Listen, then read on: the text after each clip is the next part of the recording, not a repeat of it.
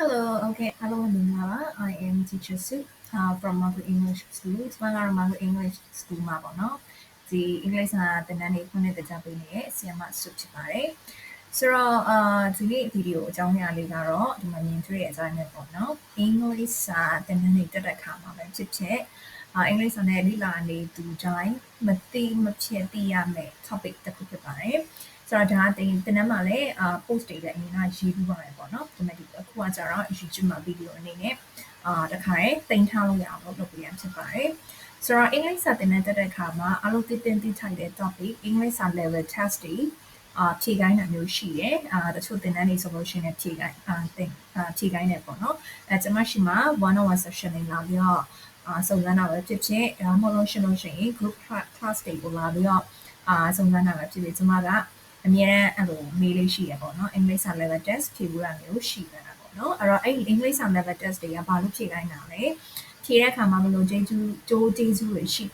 လဲပေါ့နော်အဲ့တော့လူတိုင်းကရောမဖြတ်မနေဖြေဖို့လိုလားစတဲ့အကြောင်းအရာတွေကိုဒီဗီဒီယိုမှာပြပြပေးသွားမှာဖြစ်ပါတယ်ပေါ့နော်ဆိုတော့အဲ့ဒီဗီဒီယိုကိုအဆုံးထိကြည့်ကြပါဦးပေါ့ဆိုတော့ဒီ level test တွေဖြေခိုင်းတာရှိရဲ့အင်္ဂလိပ်စာသင်တန်းအဲ့လိုတက်မယ်ဆိုတဲ့လူတွေပေါ့နော်အင်္ဂလိပ်စာသင်တန်းတက်မယ်ဆိုတဲ့လူတွေသင်တန်းတက်မှာရောအင်္ဂလိပ်စာ level test ဖြေဖို့လိုရလားပေါ့နော်အဲ့တော့ဒီဗီဒီယိုမှာအပိုင်းနှစ်ပိုင်းခွဲသွားမှာပေါ့ဆိုတော့ level test ကဘာလို့ဖြေဖို့လိုအပ်တာလဲပြီးလို့ရှိရင် level test ဖြေလို့ရှိရင်ဘာတွေသိရမလဲပေါ့နော်အဲ့ဒါလေးပေါ့အဲ့ဒါလေးပြောပြပေးတော့မှာဖြစ်ပါတယ်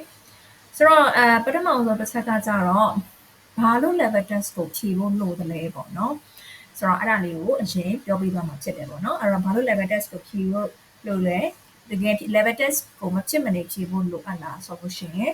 လိုအပ်တယ်လို့ပဲပြောချင်ပါတယ်ပေါ့နော်ဆိုတော့ဒီမှာအရင်က level test ကိုတော့တစ်ပတ်တစ်ခါလောက်တော့ဖြေနေဖို့တော့မလိုအပ်ပါဘူးသင်တန်းမကြိုက်ခင်ဒါမှမဟုတ်လို့ရှိရင်သင်တန်းတက်ပြီးတော့3လလောက်ရှိတဲ့အခါမှာဒါမှမဟုတ်လို့ရှိရင်သင်တန်းတက်ပြီးတော့6လလောက်ရှိတဲ့အခါမှာ6လလောက်လေးပုံမှန် level test လေးအမြဲတမ်းဖြေကြည့်တင်တယ်ပေါ့နော်ဆိုတော့ဒီမှာ level test ဖြေရတာကခေါင်းကိုက်တယ်ပေါ့နော် level test ဖြေရတာစိတ်ညစ်ဖို့ကောင်းတယ်ခေါင်းကိုက်တယ်အချိန်ပေးရတယ်နောက်မှတချို့ level test ဆိုလို့ရှိရင်9မိနစ်လောက်နဲ့ပြီးပြီမဲ့လည်းပဲတချို့ level test ဆိုလို့ရှိရင်တနာရီခွဲမိနစ်90လောက်ထိကြာတဲ့ level test တွေရှိတယ်ပေါ့နော်အဲ့ဒါတနာရီခွဲလောက်ဟာတွေထိုင်ကြည့်လို့ရှိရင်ခေါင်းကိုက်တယ်အဲ့ level test ရဲ့သဘောတဘာဝအတီးသူလွယ်လေးရနေပြီးတော့ဟိုအခက်ကြီးဒီအကုန်လုံးထည့်မိထားတယ်အဲ့ကြမှာကိုကဖြေနိုင်တဲ့ဟာနော်ကိုဘယ်လောက်ထိဖြေနိုင်လဲအပေါ်မှာမူကြည့်ရဲ့အခါကြောင့်လို့ရှိရင်ကိုယ့်ရဲ့အမှတ်ကိုပေးတာဖြစ်တဲ့အတွက်ကြောင့်မလို့ကိုဖြေနိုင်တဲ့မိခွန်းတွေလည်းပါမယ်ကိုမဖြေနိုင်တဲ့မိခွန်းတွေလည်းပါမယ်ပေါ့နော်ဆိုတော့ကိုအရန်ကိုလွယ်လွယ်လေးလို့ထင်ရတာရှိမယ်စိတ်ထဲမှာတော်တော်ဖြစ်တဲ့ဟာလေးရှိမယ်ဒါမှမဟုတ်လို့ရှိရင်ဒီမိခွန်းကြီးကတော့လုံးဝနိုင်မမိနိုင်ဘူးပေါ့နော်အရန်ခက်တယ်ဆိုတော့မိခွန်းလေးလည်းကြုံရပါတယ်เนาะကျမတို့ကိုယ်တိုင်လည်းအင်္ဂလိပ်စာဆရာမဖြစ်နေတော့ညာလည်းပဲ level test ဖြေဖို့ဆိုလို့ရှိရင်တွန့်ဆုံတယ်ပေါ့เนาะဘာလို့ဆိုတော့သူအချိန်ကောင်းကန်ညောင်းအောင်ထိုင်ဖြေရတယ်ပြီးလို့ရှိရင်စာမဝဲဆိုရဲထုံးစံတိုင်းပဲ result ကောင်းမရမှာကြောက်တယ်နောက်ပြီးရခါကြလို့ရှိရင်အခက်တွေလာလို့ရှိရင်ကောင်းကြိုက်တယ်ပေါ့နော်အဲ့တော့ level test ဖြေဖို့ဆိုလို့ရှိရင်လူတွေတော်တော်များများဒီတွန်းဆုံနေရတယ်ကိုရီအပါဝင်ပေါ့နော်ဒါပေမဲ့ဒီဟာကြီးရောဖြေဖို့လိုလားဆိုလို့ရှိရင်လိုပါတယ်ရှင်နော်အဲ့တော့ခက်တွေပါလာတိုင်းစိတ်ဓာတ်ချဖို့မလိုဘူးเนาะအရန်ပုံမှာမဖြစ်နိုင်တဲ့မိကွန်လေးတွေလည်းပါတတ်တာဖြစ်တဲ့အတွက်ကြောင့်မလို့ပေါ့เนาะA1 ကနေပြီးတော့ C2 ထိပါတတ်တာဖြစ်တဲ့အတွက်ကြောင့်မလို့ level test ကိုရတာဖြေလိုက်ဖို့အကြံပေးချင်တယ်ပေါ့เนาะအဲ့တော့ level test ဖြေဖို့လိုလားဘာလို့လိုရလဲဆိုတာဟာလေเนาะဆိုတော့ level test ဖြေလို့ရှိရင်ပထမဆုံးပါရလဲဆိုလို့ရှိရင်ဒါကျမ3လေ3ထားရှိတယ်ဟိုပါပေါ့เนาะဗာလဲ website ပေါ့เนาะသူက EFSCT လို့ခေါ်တယ်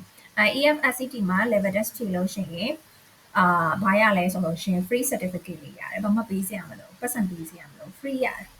ပေါ့နော် free certificate လေးရတယ်နော်အဲ့တော့ certificate ရတော့ဘာလုပ်လို့ရလဲလုပ်တွေပါရှောက်လို့ရတယ်ကိုယ့်ရဲ့ level ကိုသိရတယ်ပေါ့နော်သူခုဟိုစာမွေးတွေကြီးမဲ့အလုပ်တွေရှောက်မဲ့အကြောင်းတွေရှောက်မဲ့ဆိုလို့ရှိရင်အနီးဆက်ဆုံးဟိုကျမတို့အင်္ဂလိပ်စာ level ကိုအနီးဆက်ဆုံးဖွင့်ပြလို့ရတယ် score တစ်ခုနဲ့PDF ပေါ့နော် soft copy certificate တစ်ခုကိုရတယ်ပေါ့နော်ဒါဆိုလို့ရှိရင် free certificate ရတယ်ဒါကကျတော့ EFSCT ဆိုတဲ့ website မှာကျွန်တော်ဖြည့်ထားဖြစ်ပါတယ်ဖြည့်ထားတာတော့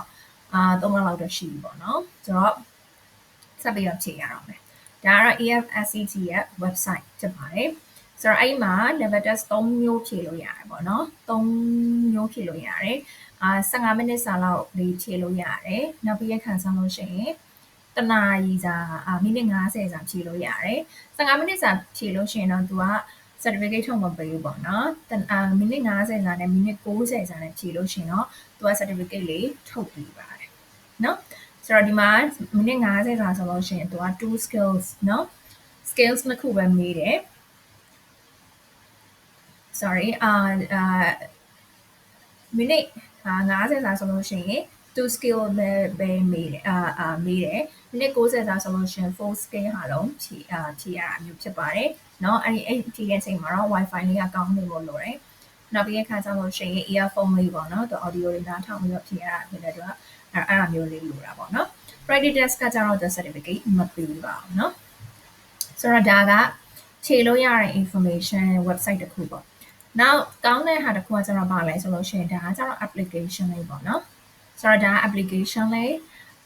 English School လို့ခေါ်တယ် British Council ကထုတ်တဲ့ဟာလေးနော်သူလည်းအဆင်ပြေပါတယ်သူလည်းအဲ့လိုမျိုးပဲပေါ့နော်ဆိုတော့ဒီအချိန်ယူရင်ယူသလောက်ဖြည့်လို့ရတဲ့ဟာလေးရှိတယ်သူကလည်း score ကိုအဓိကလေးထုတ်ပေးပါတယ်နော်ဒါပေမဲ့သူကကျတော့ certificate မပေးပါဘူးကိုရတဲ့ဟာလေးကို screenshot လေးပဲဖြစ်ဖြစ်ဓာတ်ပုံလေးပဲဖြစ်ဖြစ်ရိုက်ထားပါတော့သူက certificate လိုချင်တယ်ဆိုလို့ရှိရင်ပတ်စံပေးရပါတယ်เนาะအဲ့တော့ဖြည့်နေတဲ့အချိန်မှာလည်းပဲသူကလည်းပို့ပြီးတော့ကင်မရာပါထောင်ထားရတယ်ပေါ့နော်ကိုယ့်ရဲ့ facial ပုံစံကိုဒီလူဖြည့်နေတာဟုတ်မဟုတ်เนาะသူကအဲ့လိုတိကျစေချင်တဲ့အတွက်ကြောင့်ပေါ့နော်ကိုယ့်ရဲ့မျက်နှာကိုလည်းသူကဗီဒီယိုတို့เนาะ screenshot တော့ရိုက်ထားမျိုးရှိပါတယ်เนาะဆိုတော့ဒီကောင်ကလည်းတော်တော်လေးတိကျလို့ပြောလို့ရတယ် okay အဲ့ဒါဆိုလို့ရှိရင်ဒါကဒီ level test ဖြေလို့ရတဲ့ website တွေအများကြီးရှိရပေါ့နော် apps တွေလည်းအများကြီးရှိအဲ့ထဲမှာတော်တော်များများသုံးကြတဲ့ဟာလေးနှစ်ခုပေါ့နော် website အားတက်လို့ရှိရင် website ကိုသွားဒီ application အားတက်လို့ရှိရင် application down ပြီးတော့ free ဖြေလို့ရတယ်နှစ်ခုစလုံးကတော့ free ပဲပေါ့နော်တစ်ခုကကျတော့ certificate ပါ free ထုတ်ပြီးတယ်ခုနကဟာ EFSCT ကဒီကောင်ကကျတော့ certificate ထုတ်လို့ရှိလို့ရှိရင်တော့ပတ်စံအနေနဲ့ပေးရပါတယ်နော်ဆိုတော့ဒါဒီက application နဲ့เนาะအများကြီးတော့ရှိတယ်ကျန်တဲ့ဟာတွေလည်းအများကြီးရှိသေးတယ် level 10ဖြည့်လို့ရတဲ့ဟာတွေเนาะစမဒီကောင်ဒီနှစ်ခုကကြတော့အဓိကနာမည်ကြီးတဲ့ဟာတွေပေါ့เนาะကျမတို့လည်းအသုံးရတယ်အဲ့တော့ဒီမှာကြည့်လိုက်လို့ရှိရင်လေအဲ့တော့ဒီမှာ why ဆိုတဲ့ဟာလေးစပြီပေါ့เนาะ level 10ကဘာလို့ဖြည့်ခိုင်းတာလဲပေါ့ကြည့်လိုက်လို့ရှိရင်ဒါကျမရဲ့ဒီ certificate ကနေပြီးတော့ screenshot လိုက်ရိုက်ထားတာ level 10ဖြည့်လိုက်လို့ရှိရင်ဘာကိုသိရလဲဆိုလို့ရှိရင် you know about yourself ကိုကြောင့်ကိုသိရတာเนาะအဲ့တော့ဒီနေ့ကလည်းကျမရဲ့ဒီone-on-one session မှာသင်နေတဲ့ Chinese student လေးရှိတယ်သူကျောင်းတစ်ကျောင်းမှာ entrance fee တော့ဖြည့်ရတယ်ပေါ့နော် entrance တော့ဖြည့်ရတယ်အဲ့တော့ entrance တော့ဖြည့်တော့သူစစချင်းကျမနဲ့ one-on-one session သင်တော့ဘာလိုချင်တာလဲဆိုတော့ speaking နဲ့ writing နဲ့ကိုသူ practice လုပ်ရှင်တယ်လို့ပြောတာဟုတ်ပြီเนาะအဲ့ဒါနဲ့သူနဲ့ကျမနဲ့ practice တွေလုပ်တယ်3လလောက်ကြာတဲ့အခါမှာသူကျောင်းဝင်ခွင့်တစ်ခုတော့ဖြည့်တယ်ကျောင်းဝင်ခွင့်တစ်ခုတော့ဖြည့်ပြီးပြန်လာတော့ဘယ်လိုနေလဲလို့ပြောတော့Okay သူက speaking question လေးရတယ် simple လေးမေးပါတယ်တဲ့ writing ကလည်းငါအဆင်ပြေတယ်လို့ထင်ပါတယ်ဒါပေမဲ့ reading ကြတော့သူခက်နေတယ်လို့ထင်တယ်တဲ့နော်အဲ့ level test တွေဖြေလိုက်တော့ဘာဖြစ်လဲဆိုတော့ကိုယ့်အကြောင်းကိုသိရတယ်ကိုဘယ်နေရာမှာလုံနေလဲဆိုတော့ dirty mud စီပေါ့နော်အဲ့လိုတခါလေကြာလို့ရှိရင်ကိုယ့်ကို short နေရမျိုးရှိရယ်နော်စာလေးပဲလုံနေရင် test မဖြေဘူးဆိုလို့ရှိရင်ဒီဟာလေးရတယ်လို့ဟိုဟာလေးရတယ်လို့ဟိုဟာလေးကတော့မကြောက်ဘူးပေါ့နော်ဒါပေမဲ့တကယ်တမ်းတော့ကိုယ့်ကိုပြန်ပြီးစစ်လိုက်တဲ့အခါမှာကိုယ့်ဘယ်နေရာမှာတကယ်လိုနေရလဲဘယ်နေရာမှာ confidence ရော့နေရလဲဘယ်နေရာမှာတော့အားနည်းနေလဲဆိုတာကိုယ့်အကြောင်းကိုပြန်ပြီးတော့သိသိချာချာလေးသိရတယ်ပေါ့နော် it's about learning yourself အဲ့တော့ဒီမှာကြည့်လိုက်မယ်ဆိုလို့ရှိရင်လည်း level test ဖြည့်လို့ရှိရင်ဘာကိုတွေ့ရလဲ reading မှာဘယ်လောက်လဲ listening မှာဘယ်လောက်လဲ writing မှာဘယ်လောက်လဲ speaking မှာဘယ်လောက်လဲเนาะဆိုတော့အမှတ်တွေထုတ်ပေးတယ်အမှတ်တွေထုတ်ပြီးတော့ဒီခါဒီ online မှာဖြည့်ရတဲ့အတွက်ဖြစ်တဲ့အတွက်ကြောင့်မလို့အားနည်းချက်တွေရှိတယ်ဒါပေမဲ့ကိုယ့်ရဲ့ဟာကိုဒီအနည်းဆက်ဆုံးကိုယ့်အရေးချမ်းကိုမြင်ရတယ်ပေါ့နော်ဆိုတော့အခုဒီမှာကြည့်လိုက်လို့ရှိရင်ဘယ်နေရာမှာအမှတ်နေနေလဲဆိုလို့ရှိရင် reading နဲ့ speaking မှာအမှတ်နေနေကျန်တဲ့ဟာတွေဆိုလို့ရှိရင်အမှတ်များရတယ်အဲ့ဒါကိုကျွန်တော်မြင်ရတယ်အဲ့တော့ကိုကဘယ်နေရာမှာဖြည့်လို့အောင်လဲ speaking နဲ့ reading နဲ့မှာဖြည့်လို့အောင်လဲအဲ့တော့ level test ဖြည့်ခြင်းအဖြစ်ကျွန်တော်တို့ဘာကိုသိရလဲကိုယ့်ရဲ့ strength and weakness ကိုသိရတယ်ကိုယ်ဘယ်နေရာမှာအားတာလဲအားတာနေတဲ့ဟာကိုတော့ကိုယ်ကလည်းလောက်လုပ်စီရမလို့ပဲနဲ့အားနည်းနေတဲ့ပိုင်းကိုဖြည့်လို့အောင်မှာဖြစ်ပါတယ်နော်နောက်ပြီးအခါကျလို့ရှိရင် level test ဖြည့်လို့ရှိရင်ဘာအကျိုးကျေးဇူးတွေရလဲ ကို plan နေလုံးလို့ရတယ်ဒါအရင်ရေးကြည့်ရင်ကျောင်းသားတွေရဲ့အချိန်ကိုဘယ်လောက် plan မလဲပေါ့နော်အခုဒီမှာဆိုလို့ရှိရင် CEFR levels ပေါ့နော်သူ standard တစ်ခုပေါ့ Common European Framework ဆိုတဲ့ဟာလေးเนาะအင်္ဂလိပ်စာ level နဲ့ပတ်သက်ပြီးတော့ study hour ဘယ်လောက်လိုလဲဆိုတဲ့ဟာပြောပြရတာပေါ့နော်ဆိုတော့အင်္ဂလိပ်စာသင်တန်းတစ်လပြည့်ပြီးသွားတယ်နှစ်လပြည့်ပြီးသွားတယ် level တက်သွားတာမဟုတ်ဘူး no เนาะဒီလိုမျိုး level တစ်ခုကိုတက်ဖို့အတွက်လိုအပ်တဲ့ study hour ဆိုတာရှိပါတယ်เนาะခန့်မှန်းခြေပေါ့နော်ဒီ generalize လုပ်ထားတဲ့ဟာပေါ့ဥပမာကျွန်တော်တို့က A2 level ပေါ့နော်ဒီမှာဆိုလို့ရှိရင်ဒုတိယအဆင့် A2 ဆိုလို့ရှိရင် elementary ကနေပြီးတော့ B1 level လောက်ရှိနေတဲ့လူမျိုးပေါ့နော် elementary ကနေပြီးတော့ pre intermediate level လောက်ရှိနေတဲ့လူမျိုးเนาะအဲ့ဒါဆိုလို့ရှိရင်အေးစကားတချို့စကားလုံးစကားဝိုင်းတွေမှာအေးစစ်စစ်ပြောလို့ရတဲ့ level မျိုးပေါ့နော်အဲ့တော့အဲ့ရနေပြီးတော့ကျွန်တော်တို့က A2 ကနေပြီးတော့ B1 ရောက်ချင်တယ်ဆိုလို့ရှိရင် study hour ဘယ်လောက်လို့လဲဆိုတော့150လောက်လုပ်နေတာတွေ့လိမ့်မယ်ဒီမှာเนาะအဲ့တော့ study hour 150လောက်နိုင်150ကြာစာဖတ်ဖို့လိုတယ်စာလေ့လာဖို့လိုတယ်အဲ့တော့ဘယ်လောက်အချိန်ယူရမလဲတနေ့ကိုတစ်နာရီအချိန်ပေးတော့မယ်ဆိုလို့ရှိရင်နာရီ150ဆိုတော့4လလောက်လုပ်နေရပါတော့တကယ်လို့တစ်နေ့ကို2နာရီလောက်ကျမတို့ study လုပ်မယ်ဆိုလို့ရှိရင်2လလောက်ပဲလုပ်တော့မှာပေါ့နော်အဲ့တော့ဒီ level test ကိုဖြည့်လိုက်လို့ရှိရင်ကိုယ့်ရဲ့ level ကိုသိသွားပြီဆိုတဲ့အခါမှာကိုကဘယ် level ကိုလိုချင်တာလဲမအားရ DS ဖြည့်လို့ရှိရင်အမဘယ်လောက်ရချင်တာလဲအဲ့ဆိုရင်အမဘယ်လောက်ဆိုလို့ရှိရင် B2 ဆိုလို့ရှိရင် 6.5 လောက်တော့ရှိလိမ့်မယ်เนาะ5.5နဲ့ 6.5 ကြားတဲ့လောက်တော့ရှိလိမ့်မယ်အဲ့ဒါဆိုလို့ရှိရင်ကိုက B1 ဖြစ်နေရယ်ကို IELTS အမှတ်ကတလောက်လိုချင်တယ်ကိုအချိန်ဘယ်လောက်ပေးရမလဲကိုသိသွားပြီပေါ့နော်မ GED ချိန်မယ် GED ဆိုလို့ရှိရင်အနည်းဆုံး B2 လောက်ရောက်မှအဆင်ပြေရပေါ့နော်အဲ့တော့ကိုက A2 ရောက်နေရယ် GED ချိန်ဖို့ ready GED သင်တန်းမတက်ခင်ကိုရဲ့အင်္ဂလိပ်စာ level ကဘယ်လောက်ပြင်ဆင်ထားဖို့လုပ်လဲကိုအချိန်6လောက်ယူရမလားတစ်နေ့ယူရမလားဆိုတဲ့ဟာကို level test ဖြည့်ပြီးတဲ့အခါကျလို့ရှိရင်မှန်းလို့ရပါတယ်ပေါ့နော်ဒါကနောက်ထပ် Y နဲ့ပတ်သက်တဲ့ဟာတစ်ခုเนาะဆိုတော့ level test ဖြည့်ပြီးသွားလို့ရှိရင်ဒီမှာ study hour ရှိပါပြီအဲ့တော့ study hour ရှိပါပြီဆိုလို့ရှိရင် IELTS အတွက်ကိုအချိန်ဘယ်လောက်ယူဖို့လိုလဲဘယ်ဆောင်ဝတ်အတွက်ဆိုလို့ရှိရင်ကိုအချိန်ဘယ်လောက်ယူဖို့လိုလဲဆိုတဲ့ဟာကိုကို plan ရေးလုပ်ရအောင်เนาะအဲ့တော့အချိန်လေးနဲ့လီကတ်တော့မှလုပ်ပြီးတော့ burn out ဖြစ်သွားမယ်အနေနဲ့နေပြီးတော့ဝေးတယ်เนาะပြီးတဲ့အခါကျလို့ရှိရင်ကိုဘယ်သင်တန်းကိုအချိန်ဘယ်လောက်ယူမလဲ set study ကအချိန်ဘယ်လောက်ယူမလဲဆိုတာကိုကောင်းကောင်း step by step နဲ့ plan လုပ်လို့ရပြီကိုလိုချင်တဲ့ target ရောက်ဖို့အတွက်ဟုတ်နော်ဆိုတော့နောက်တစ်ခုကကျတော့ဗာလဲဆိုလို့ရှိရင် it can guide our course selections เนาะကိုသင်တန်းတက်မယ်ဘယ်သင်တန်းကိုတက်မှာမသိ B1 တက်ရင်ကောင်းမလား B2 တက်ရင်ကောင်းမလား elementary basic ကိုပဲတက်ရင်ကောင်းမလားတစ်ခါလာလဲ basic ပဲတက်တယ်နှစ်ခါလာလဲ basic ပဲတက်နေရဆိုလို့ရှိရင်เนาะကိုကတဝဲလေးလည်းဖြစ်တယ်เนาะအဲ့တော့ကိုကအင်္ဂလိပ်စာ level test ဖြေလိုက်တယ်ကိုက A2 လောက် elementary level တော့ရနေဆိုလို့ရှိရင် okay သူတင်တက်ဆင့်မြင့်တဲ့ B1 လောက်ကိုသွားလို့ရတယ်တချို့ကလည်းမဟုတ်ဘူးငါက A2 ရောက်နေတယ်ငါ A2 မှာပဲစာလေးကြည့်အောင်လို့ထပ်တက်မယ်ဆိုတဲ့ဟာမျိုးရှိတယ်เนาะအဲ့ဒါတော့ကိုကလည်းစဉ်းစားဆုံးဖြတ်ရမှာပေါ့အဲ့တော့ကျမတို့အကြံပေးချင်တာကကျတော့ဒီတက်ကိုရတဲ့ level ထက်တက်ဆင့်မြင့်တဲ့ဟာလေးเนาะအဲ့ကြောင့်မှ challenge နည်းနည်းလေးခံစားရမယ်ဆိုတော့စိတ်ဝင်စားဖို့ကောင်းပြီးတော့အသက်လေးပေါ့เนาะကိုကလိုက်ရမှာပေါ့ဟုတ်လားဆိုတော့ဒါက guide လုပ်ဖို့အတွက်ကိုက B2 လောက် level ရောက်နေတယ်เนาะ level test မဖြည့်ကြည့်ဘဲနဲ့ B1 pre intermediate သွားတက်တယ်ဆိုလို့ရှိရင်ကိုဘာမှအသက်ထပ်ပြီးတော့သင်ရမှာမဟုတ်ဘူးပေါ့เนาะဒါမှမဟုတ်ဘဲနဲ့ကိုကelementary level ပဲရှိနေတယ်မသိဘဲနဲ့ B2 တို့ IELTS preparation တို့သွားတက်နေရဆိုလို့ရှိရင်ကိုအတွက်ကအရန်ခက်နေပြီးတော့အရန်ကွာဟနေရယ်เนาะကြောက်ကြရည်ဖြစ်နေရတော့ဆိုတော့ခါကြောင့်လို့ရှိရင် level test ဖြေလိုက်တော့ကိုကဘယ်သင်တန်းကိုရွေးရမလဲဆိုတာသိသွားပြီIt can help to measure our progress เนาะကိုရဲ့ progress ကအချိန်ဘယ်လောက် study လုပ်ဖို့လိုနေရလဲဆိုတဲ့ဟာကိုကောင်းကောင်းသိသွားပြီ Okay ဒီ3လမှာ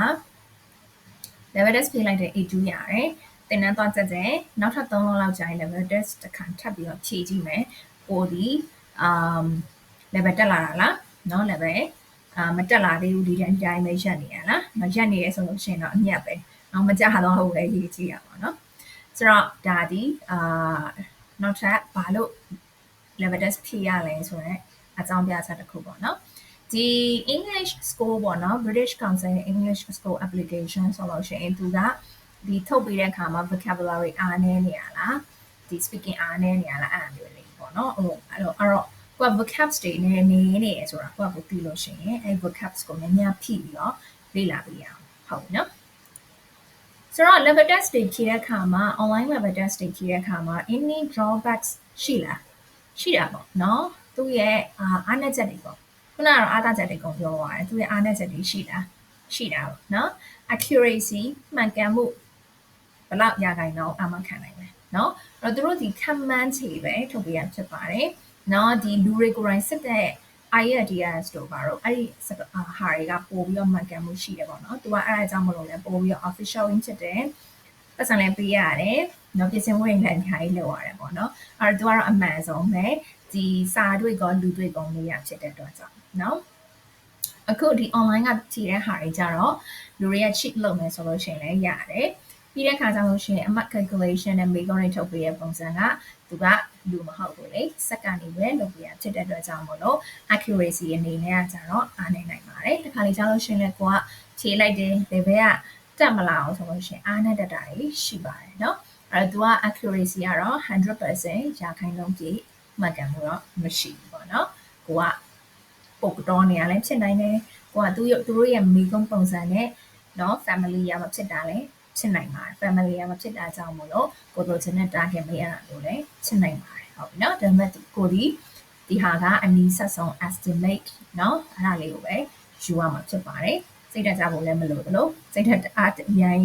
impress ဖြစ်ဖို့လည်းမလိုပါဘူးသူ accuracy ကတော့ 100% မှတ်ကမ်းမှုမရှိဘူးဆိုတာလေးတော့ကောင်းတယ်မှထည့်ထားတယ်နောက်တစ်ခုကကျတော့ accreditation ပေါ့နော် accredit ဖြစ်လာပေါ့နော်ဒီကောင်တွေကဒီခုနကဆိုလို့ရှိရင် certificate ထုတ်ပြီးရဲ့အဲ့ certificate ကဒီတချို့နေရာတွေပဲရမယ်เนาะတော်တော်များများ official ဒီလိုမျိုးတက္ကသိုလ်တွေအလုပ်တွေကလက်ခံမှာတော့မဟုတ်ပါဘူးပေါ့နော်ဒီကောင်ဒီဘာအတွက်လဲကိုယ့်ရဲ့ English level လေးကိုသိမ်းထားခြင်းတဲ့အတွက်ကြောင့်မို့လို့เนาะဒါမှမဟုတ်လို့ရှိရင်ကိုကအရင်အချိန်မရဘူး official task တွေကိုဖြေဖို့အချိန်မရဘူးဆိုလို့ရှိရင်နောက်ဆုံးမရเนาะ the last resort အနေနဲ့ကတော့ဒီကောင်လေးတွေကိုဖြေကြည့်လို့ရတယ်ပေါ့နော်ဒီကောင်လေးကိုဖြေပြီးသိမ်းထားလို့ရတယ်ဒါပေမဲ့ပုံလိုမျိုး IELTS တို့နော် TOEIC တို့လိုမျိုး TOEFL တို့လိုမျိုးတော့သူ accreditation တော့မကောင်းပေါ့နော်ဒါလေးတော့ကောင်းတယ်မှာရှိရနော်ဆိုတော့ဒီအင်္ဂလိပ်စာအဲ့လိုဟိုဟာတွေတင်တန်းမှာလာလို့ရှိလို့ရှိရင်level test ဖြေခိုင်းတယ်ဆိုလို့ရှိရင်ကျောင်းသားတွေကပြင်းတာများတယ်ကိုကဒီအင်္ဂလိပ်စာ level တက်ဖို့တော့မှ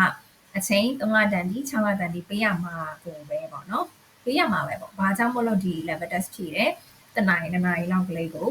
စိုးရိမ်နေမလဲပေါ့နော်ပြီးတဲ့ခါကျလို့ရှိရင်တချို့ကလည်းစိုးရိမ်တယ်ဟို level ကနည်းနည်းလေးပဲရတယ် elementary ပဲရတယ်เนาะဆိုလို့ရှိရင်အထင်သေးမှစိုးရိမ်တယ် no เนาะ doesn't matter เนาะအဲ့ဒါတွေကအရေးမကြီးဘူးအဓိကကျတော့ကိုယ့်အကိုတည်လို့လဲကိုဘာလုပ်ရမလဲဆိုတော့ကိုယ့်အကိုပြန်ပြီးတဲ့ခါကျတော့ reflect လုပ်ဖို့ပဲဖြစ်ပါတယ် level နှိပ်လို့လဲကိုအထင်သေးစရာမရှိတယ်လို့ level မြင့်လို့လဲ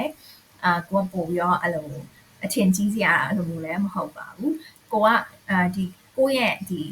plan ကဘယ်လိုဆက်သွားရမလဲเนาะကိုယ့်ရဲ့ plan ပါလဲအဲ့ဒါပဲအရေးကြီးတာဖြစ်ပါတယ်အဲ့တော့ခါကြလို့ရှိရင် level test ဖြေခိုင်းတာဟိုအထင်သေးမှတော့အထင်ကြီးမှတော့အဲ့ဒါမျိုးမဟုတ်ပါဘူးကိုယ့်အတွက်အကောင်းဆုံးဖြစ်မဲ့plan ကိုချပြီးဖို့ပဲဖြစ်ပါတယ်ပေါ့เนาะဆိုတော့ it's okay เนาะ elementary English elementary level နဲ့လည်းကဘာပတ်လို့ရတယ်လို့เนาะဒီလိုမျိုး level ညင်တော့လဲပို့ပြီးတော့ဒီ academic institution တွေမှာပို့ပြီးတော့သွားလို့ရတာပေါ့เนาะ level မြင့်သည်ဖြစ်စေ native ဖြစ်စေအရေးမကြီးပါဘူးကိုယ့်ရဲ့ journey ကပါလဲကိုယ့်ရဲ့ target ကပါလဲကိုဘယ်လို plan လုပ်မလဲအဲ့ဒါကိုပဲfocus လုပ်စီချင်တာဖြစ်ပါတယ်အဲ့တော့ဒီဟာနဲ့ပတ်သက်ပြီးတော့ဒါကတော့အကြမ်းဖျင်းလေးပြောသွားတာဖြစ်ပါတယ်ပေါ့เนาะဗီဒီယိုကလည်းအရင်ရှိသွားပြီဆိုတော့လေအဲ့တော့နောက်ထပ် question တွေရှိရယ်เนาะဆိုလို့ရှိရင် comment မှာပဲဖြစ်เนาะချက်ပေါက်မှာလည်းဖြစ်လာပြီးတော့မေးမြန်းလို့ရပါတယ်เนาะFacebook ဒီ Margaret English School page မှာပဲဖြစ်တဲ့ဒီမှာပဲ comment မေးရပဲဖြစ်တဲ့အဲ့လိုမျိုးလာပြီးအခါကျလို့ရှိရင်မေးလို့ရပါတယ်အချိန်အဆင်ပြေရဆိုလို့ရှိရင်တော့ကျွန်တော်တို့ဖြည့်ပြီးပါတယ်ပေါ့เนาะဆိုတော့အဆုံးထိနားထောင်ပေးရတဲ့အတွက်ကျေးဇူးများတင်ပါတယ်ဒီဟာလေးဒီအရင်ရေးကြည့်တဲ့ topic ဖြစ်တာအတွက်ကြောင့်မို့လို့ဒါဗီဒီယိုလေးတင်ပေးရဖြစ်ပါတယ်အရင် post တွေလည်းများစွာပြောခဲ့ပြီးပေါ့နော်အဲ့တော့ level test ဖြေဖို့လုပ်ပါတယ်တချို့ကလည်း level test ကိုလာပြီးတော့မေးကြပါတော့ဆိုတော့အရင်တပတ်တစ်ခါလောက်ဖြေနေအဲ့လိုမျိုးတော့မလုပ်နိုင်ပါတော့အဲ့လိုဖြေစရာမလိုအရင် level test ရှင်နေပေါ့နော်ဆိုတော့အနည်းဆုံး2လတစ်ခါ ကျမတို့အကြံပေးချင်တာတော့3လတစ်ခါเนาะတင်နန်းဥမာတင်နန်းတစ်ခုတက်တယ်ဆိုလို့ရှိရင်မတက်ခင်ဒါမှမဟုတ်ရှင်တက်ပြီးပေါ့เนาะအဲ့လိုမျိုးလေးသွားတင်တယ်လို့မြင်ပါတယ်3လတစ်ခါလောက်ဖြည့်ကြည့်ပါအဲ့ level ကတက်မလာအောင်ဆိုလို့ရှိရင်စိတ်ထက်ကြစီရမလို့အဓိက level ကြမသွားဘူးပဲဖြစ်ပါတယ်အင်္ဂလိပ်စာမလုပ်ပဲထားတာများရင်ကြတတ်ပါတယ်ဆိုတော့ကြပြီဆိုလို့ရှိရင်လည်းပြန်လုပ်ပေါ့เนาะငါကတော့စာလေးနည်းနည်းလုပ်ဖို့လိုနေပြီငါကတော့တင်နန်းလေးနည်းနည်းပြန်တက်ဖို့လိုနေပြီဆိုတဲ့ဟာလေးကိုကိုယ့်အနေကိုပြန်ပြီးတော့ remind လုပ်ဖို့ပဲဖြစ်ပါတယ်အဲ့အဆုံးထိနားထောင်ပေးလို့ကျေးဇူးများတင်ပါတယ်နောက်ဗီဒီယိုမှာထပ်ပြီးတော့တွေ့ကြမယ်เนาะ bye bye